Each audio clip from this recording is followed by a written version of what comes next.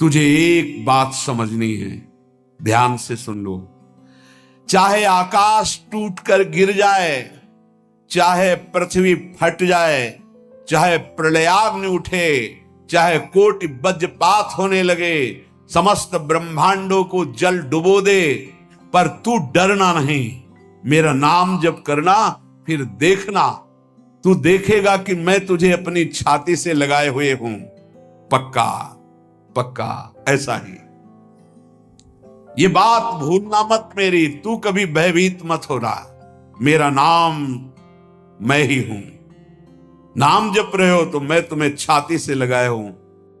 देखो, अगर आप भगवान का नाम जप कर रहे हैं, भगवद आश्रित हैं, तो आप गौर से देखना। यदि आश्रय पक्का है, पूरे जीवन की बात, कई बार ऐसा अनुभव हुआ कि यदि ये सेकंड में भगवान सहायता ना करते तो जीवन की बाजी ही नष्ट हो जाती। कदम कदम पे देखा, और ठीक मौके पर ऐसा आश्चर्य में चमत्कार, ओहो भगवान ने बचा लिया, ये देखो भगवान ने बचा लिया, ये देखो भगवान ने ऐसा किया। ये संसार मेरा रचा हुआ एक माया का स्वप्न है। तू देखकर डर मत और ललचा मत, ये झूठा है।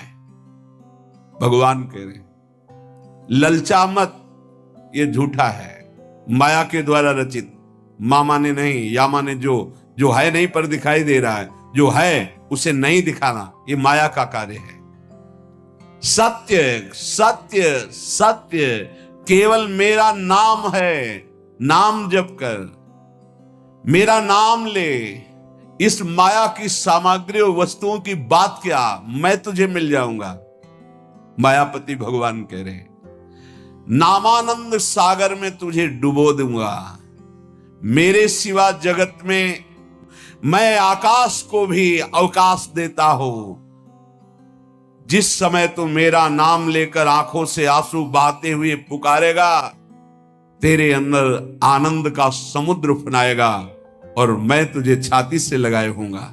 अनुभव होता है। ब्रह्मांडानि विनश्यन्ति देवा इंद्रादयस्तथा कल्याण भक्ति युक्तश्च मद भक्तो न प्रणश्यति। चाहे प्रलयाग्नि आ जाए तो संपूर्ण ब्रह्मांडों का विनाश हो जाएगा, इंद्रादि देवतागण भी नष्ट हो जाएंगे, पर मेरे भक्त का त्रिकाल में कभी नाश नहीं होता। मद भक्तो न प्रणश्यति, गीता जी में कहा है, नामे भक्ता प्रणश्यति, मेरे भक्त का नाश नहीं। मान लीजिए, मान लीजिए, जान जाओगे, निहाल हो जाओगे। सत्व शुद्धिकरम नामो नामो ज्ञान प्रदम स्मृतम मुमुक्षूणाम मुक्ति प्रदम कामिनाम सर्व कामदम। नाम बहुत जल्दी अंतःकरण को शुद्ध कर देता है। नाम विशुद्ध ब्रह्मबोध करा देता है। नाम मोक्ष प्रदान कर देता है। फिर यदि नाम जपने वाला संसार की कामना करे तो ये कौन सी बड़ी बात है कि इसके पूर्ण होने में बाधा हो जाएगी।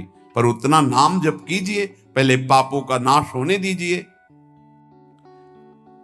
जो नाम जप कर रहा है उससे बड़ा तीर्थ कोई नहीं।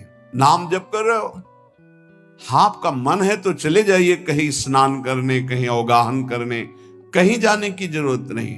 परम तीर्थ का अवगाहन कर रहे हो। जब नाम जापक गंगा जी का स्पर्श करता है तो गंगा जी सबके पापों का नाश करती हूं। नाम जापक के स्पर्श से गंगा जी निष्पाप होती है। नाम सबसे बड़ा धर्म क्षेत्र है, अर्थात सबसे बड़ा धर्म कर रहे हैं यदि आप नाम जप कर रहे हैं। नाम देवों का परम देव है, क्योंकि वो केशव देव को भी अपने अधीन कर लेता है, नामी को अधीन कर लेता है। सुमिर पवन सुत पावन नामू अपने बस करी राखे रामू। अपने बस, ये शब्द बहुत बड़ा है। अजित को जीत लेता है नाम जापक। नाम परम तपस्या है। जो नाम जप कर रहा है बहुत कठिन है, नाम जप करना बहुत कठिन है। जहां नाम जप शुरू करो तो हृदय में जलन पैदा कर देते हैं, क्योंकि हृदय में जितने पाप हैं बिना भोगे उनको भस्म करना है। ये जो विचलित हो रहे हैं इनको शारीरिक दंड भोगना, इसलिए विचलित हो रहे हैं। नाम जप से जो जलन पैदा होती है वो तुम्हारे भाग्य खुल रहे हैं, जो तुम्हें शारीरिक दंड मिलने थे वो भस्म हो रहे हैं। चुपचाप सह लो। बहुत ही बच्चापन है दिमाग में, समझ में नहीं आ रहा। एक एक दिन आयु जा रही, एक एक श्वास नष्ट हो रही है, उस मनोरंजन का समय समझ रहे। अरे काल नजदीक आ रहा है, मृत्यु नजदीक आ रही, पता नहीं कब किस क्षण है। नाम कमाने आए थे, फिर पता नहीं मनुष्य शरीर मिले कि ना मिले। नाम परम भक्ति है। अगर नाम चल रहा है तो भक्ति परम भक्ति है। नाम परम शक्ति है। यदि नाम जब चल रहा है तो परम सामर्थ्यशाली हो जाओगे आप। नाम परम गति है। यदि नाम चल रहा है तो अब हमें चिंता नहीं कि हमारा कल्याण होगा कि नहीं होगा। नाम सर्वश्रेष्ठ पद है। नाम जप कर रहे हैं हम, परम पद में विराजमान हैं।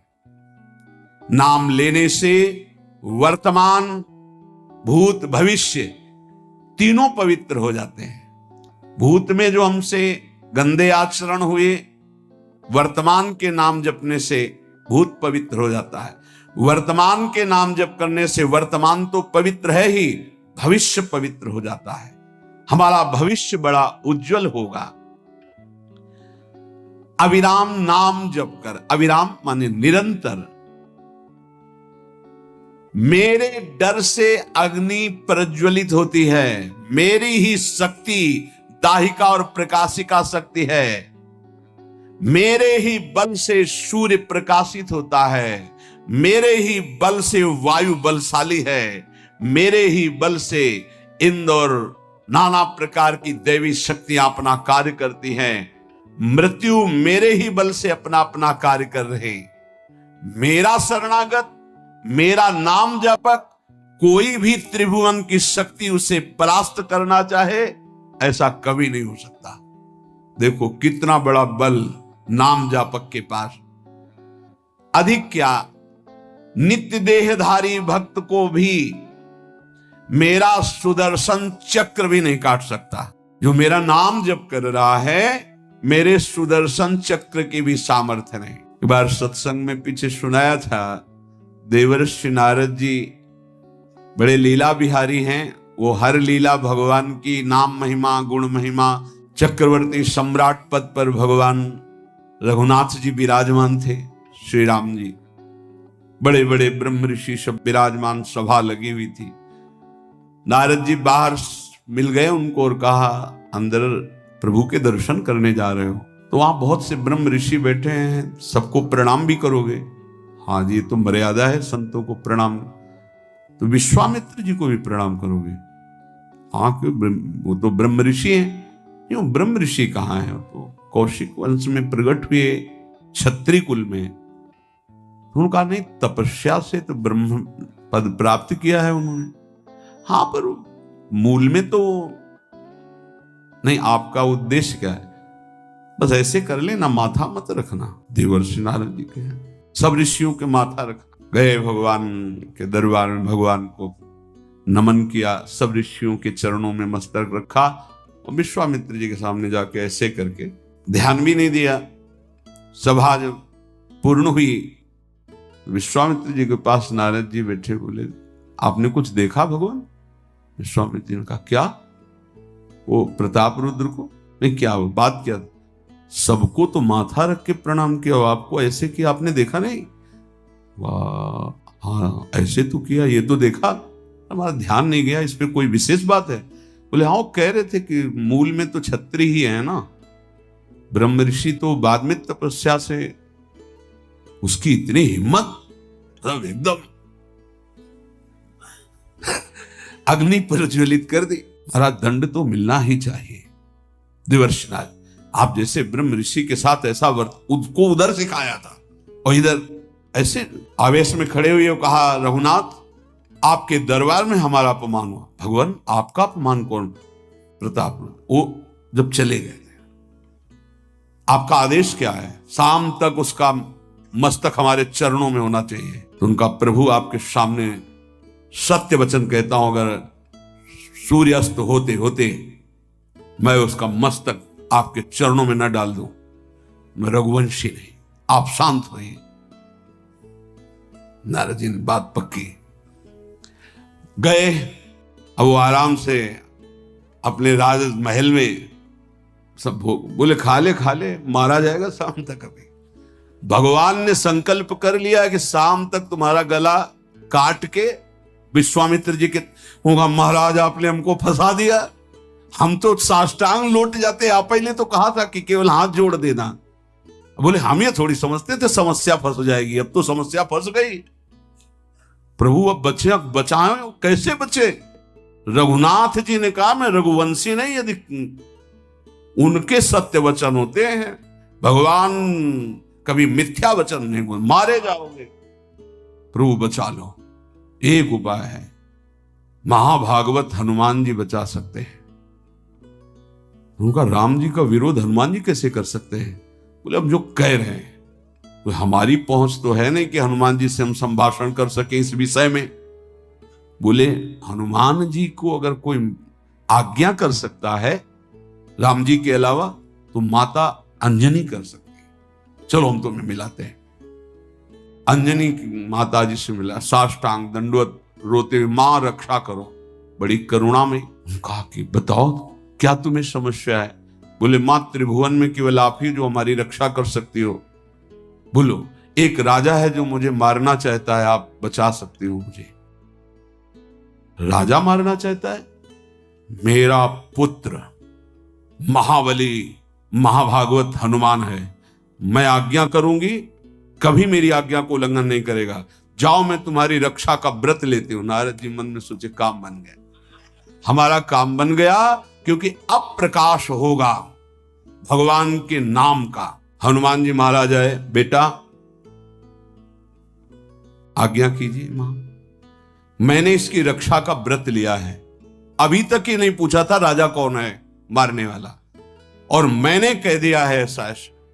मां आपकी आज्ञा सिरोधार, त्रिभुवन में कोई ऐसा पैदा ही नहीं हुआ कि मेरी मां रक्षा का व्रत ले और उसे वो मार दे। कौन राजा है? तो हाथ जोड़कर कहा कि भगवान श्री राम। प्यार से कहना जी, राधे राधे।